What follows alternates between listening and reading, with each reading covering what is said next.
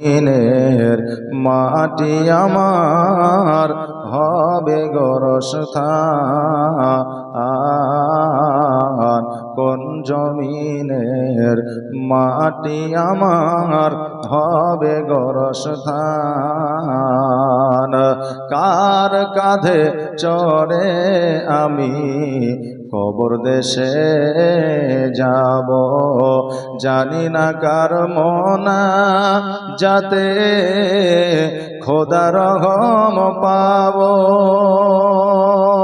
কার কাঁধে চড়ে আমি কবর দেশে যাব, জানি না কার মনা যাতে খোদার রহম পাব। কার কারণে করবে ক্ষমা,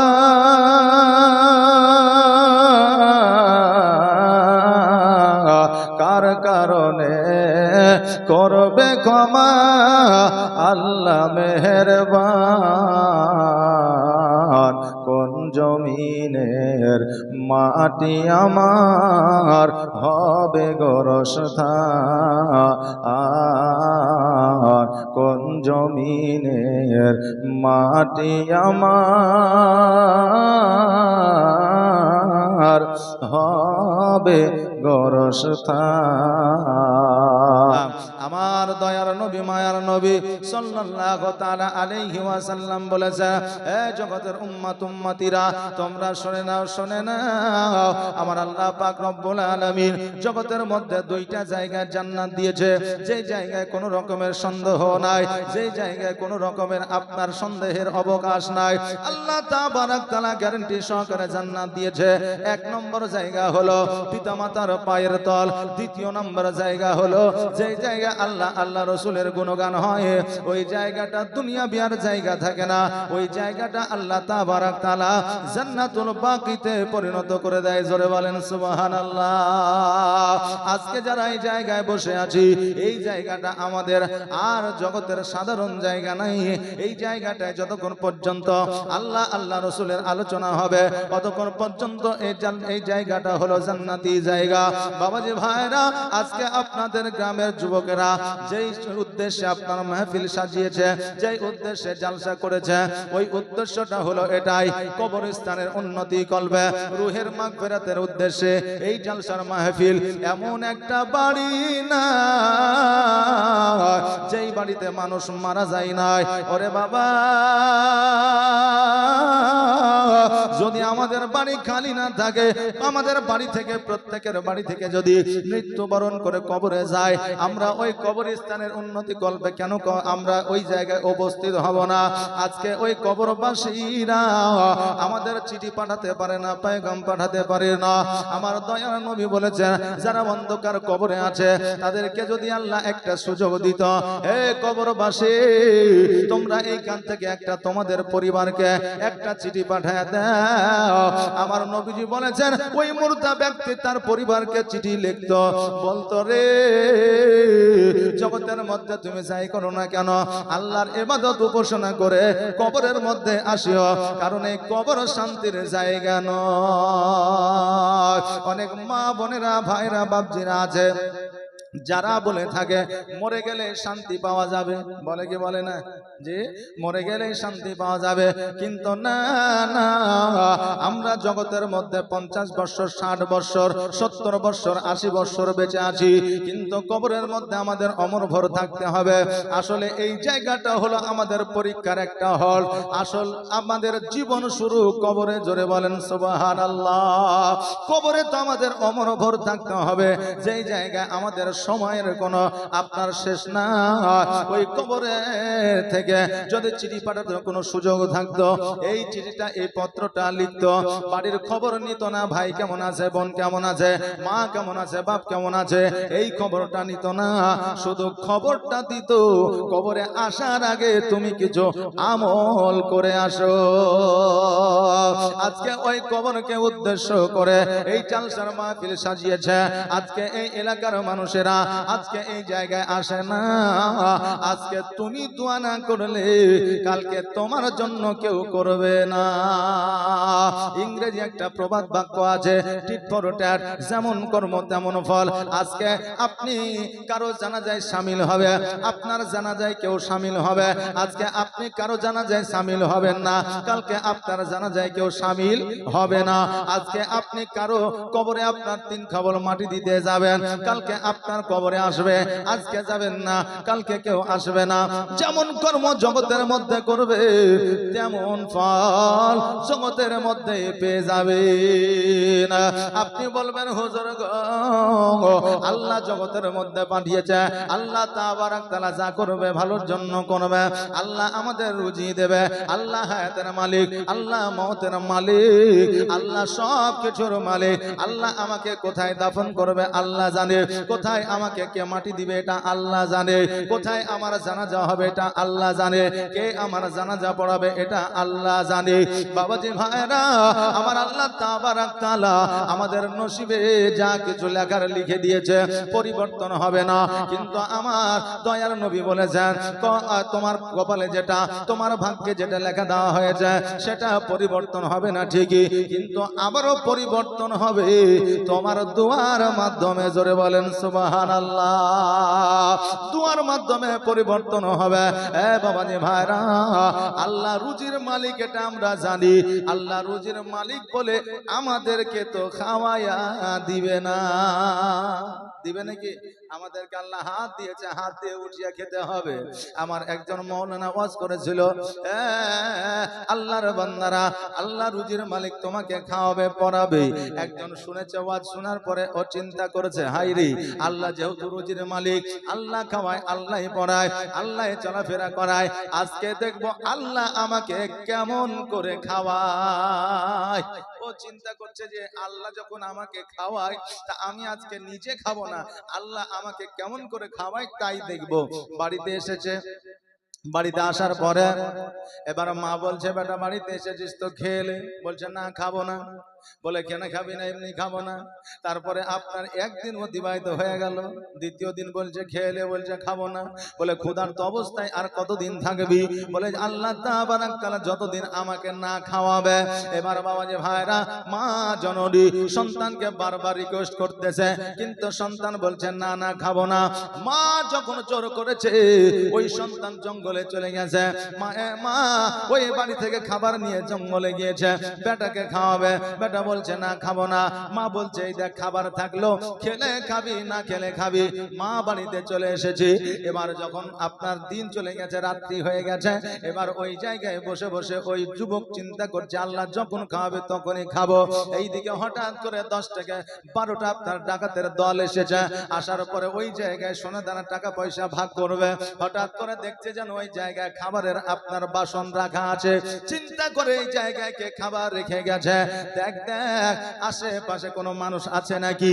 এবার খুঁজে দেখছে একজন যুবক ওই জায়গায় বসে আছে। বলে খাবারটা কার? বলে আমার। বলে খাবারটা খাসনি কেন? বলে এমনি খাইনি।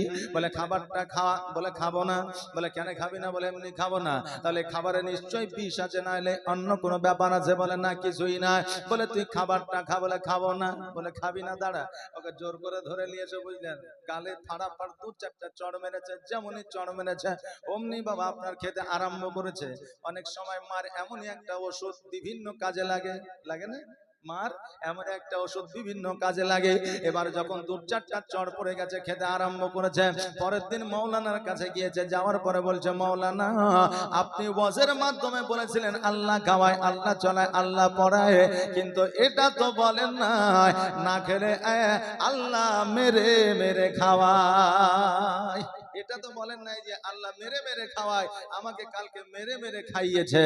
বাবাজি ভাইরা, আল্লাহ আমাদের রুজির মালিক ঠিকই, কিন্তু আল্লাহ আমাদের কর্ম দিয়েছে, আল্লাহ আমাদের হাত দিয়েছে, আল্লাহ আমাদের জিহ্বা দিয়েছে, আল্লাহ আমাদের নাক দিয়েছে, আল্লাহ আমাদের চোখ দিয়েছে। জিহ্বার মধ্যে 3000টা আপনার শিরা প্রশিরা আছে। যেই জিহ্বা অনেক রকমের স্বাদ আপনার গ্রহণ করতে পারে। দেখবেন আল্লাহ তাবারক তাআলা মানুষের জিহ্বার মধ্যে এমন একটা জিনিস দিয়েছে, আপনি শাক, একই শাক 3 প্রকারের খেলে 3 প্রকারের স্বাদ পাওয়া যায়। গোস্ত খেলে আলাদা স্বাদ, খাসির গোস্ত খেলে আলাদা স্বাদ, মুরগির গোস্ত খেলে আলাদা স্বাদ। পানকে পান না স্বাদ আলাদা? কি করে হয়? আল্লাহর মহিমা কেমন দেখেন ও বাবাজি ভাইরা। জগতের মধ্যে আপনি যাবতীয় যাহা কিছু করছেন না কেন, হালালি পথে আসেন, হালালি উপার্জন করেন, ভালো কাজ করেন, আল্লাহর উপাসনা করেন, কবরে আল্লাহ আপনার কবরে জান্নাতের বিছানা বিছায়া দিবি।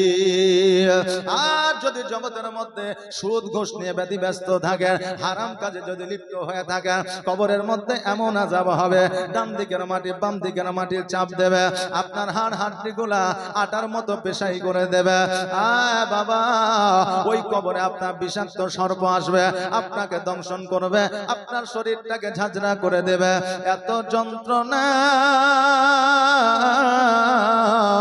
সহ্য করা যাবে না রে বাবা। এই জন্য জগতের মধ্যে একটু ভালো কাজ করে জানা, সেই ভালো কাজ আল্লাহর দরবারে পছন্দনীয় হবে।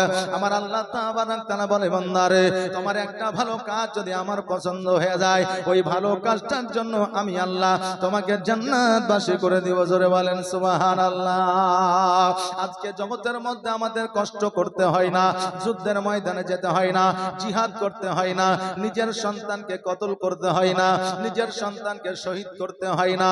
কিন্তু এমন একটা সময় ছিল যেই সময় ইসলামের জন্য জিহাদ করতে হয়েছে, যেই সময় ইসলামের জন্য প্রাণকে বাজি রাখতে হয়েছে, যেই সময় ইসলামের জন্য যুদ্ধের ময়দানে যেতে হয়েছে, যেই সময়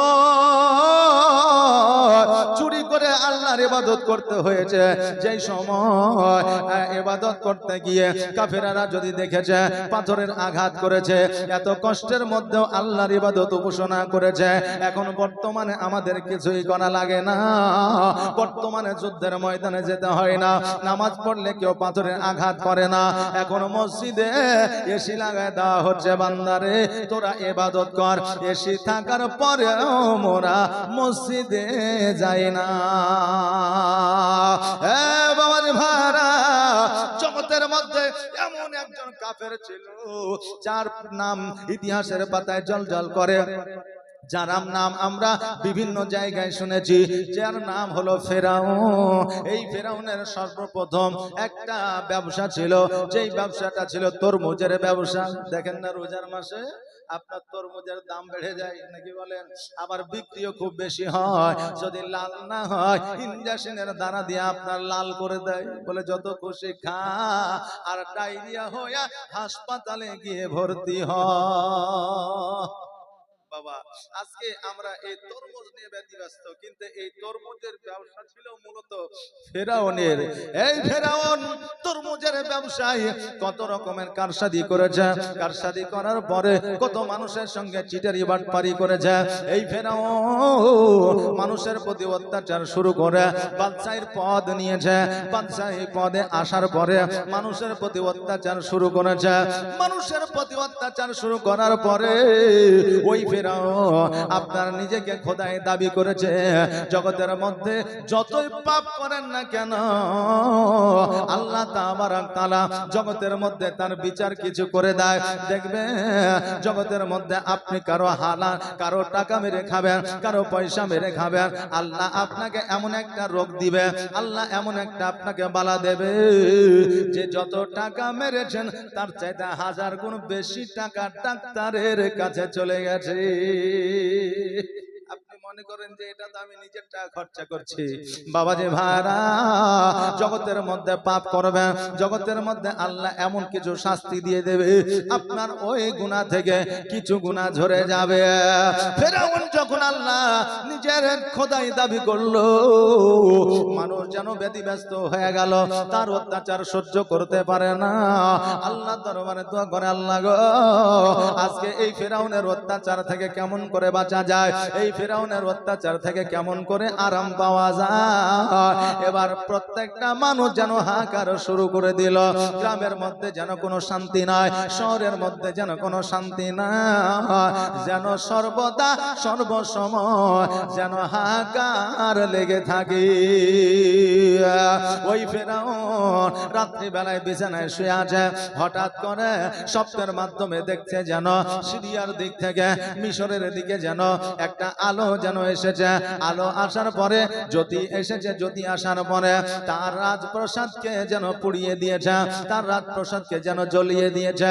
সকালবেলায় যখন ঘুম ভেঙে গেল, ঘুম ভেঙে যাওয়ার পরে তার কাছে নিকটতম যারা পুরোহিত ছিল তাদের কাছে গিয়ে স্বপ্নের কথাটা বলল।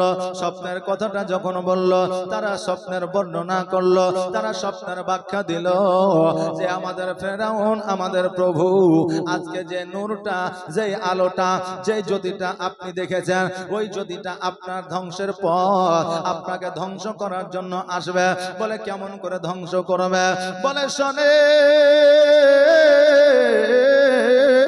জগতের মধ্যে এমন একজন আসবে যে আপনার খোদাই দাবিকে ধ্বংস করবে। জগতের মধ্যে এমন একজন আসবে যে আপনার রাজপ্রাসাদকে ধ্বংস করবে। জগতের মধ্যে এমন একজন আসবে যে আপনার খোদাই দাবিকে নষ্ট করবে।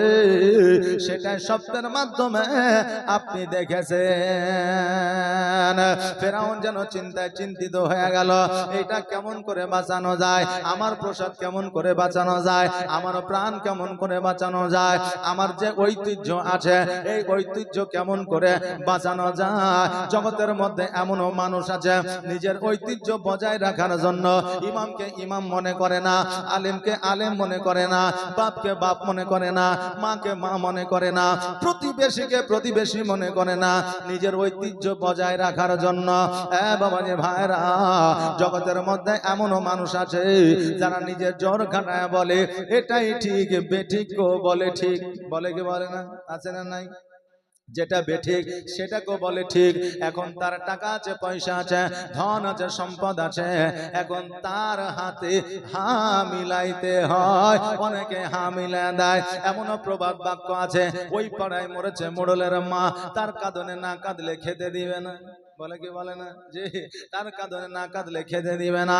এখন টাকা এমনই একটা জিনিস, বর্তমানে আমাদের এলাকায়, আপনার এলাকায়, সারা পশ্চিম বাংলায় কেন সারা পৃথিবীর মধ্যে মায়ের সঙ্গে সন্তানের মিল নাই, সন্তানের সঙ্গে মায়ের মিল নাই, স্ত্রীর সঙ্গে স্বামীর মিল নাই, স্বামীর সঙ্গে স্ত্রীর মিল নাই। বলবেন কেমন করে? এখন মাকে জিজ্ঞাসা করেন, মা গো তোমার তো 4টা সন্তান, বলো বলো তোমার 4টা সন্তানের মধ্যে কাকে বেশি ভালোবাসো? মা বলবে 4টাকে জন্ম দিয়েছি আমি, 4টাকে সমান ভালোবাসি।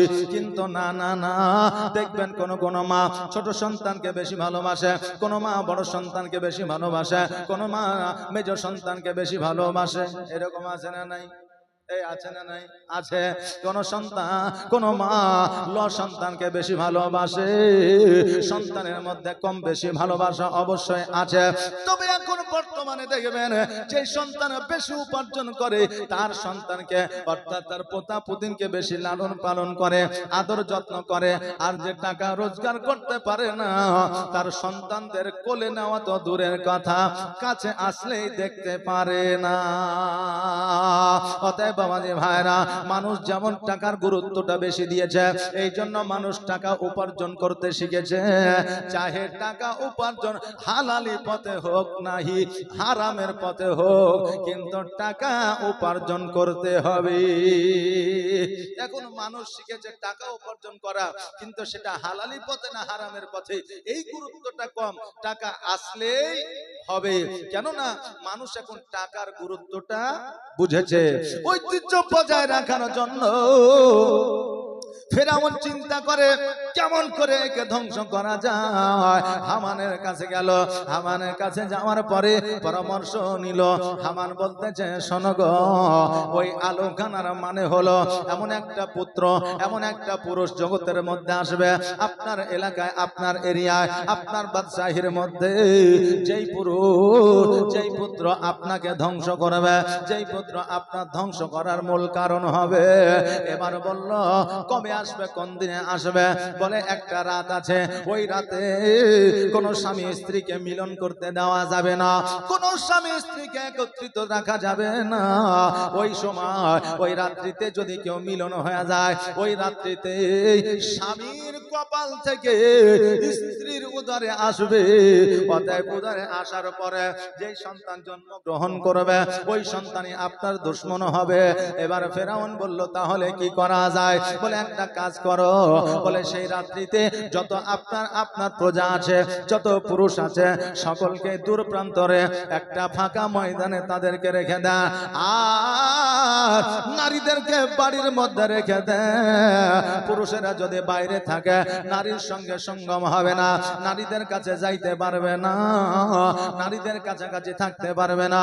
অতএব রাত্রি যখন স্বামী আর স্ত্রী একত্রিত হবে না, অতএব আপনাকে ধ্বংস করার মতো কোন পুরুষ জন্ম গ্রহণ করবে না।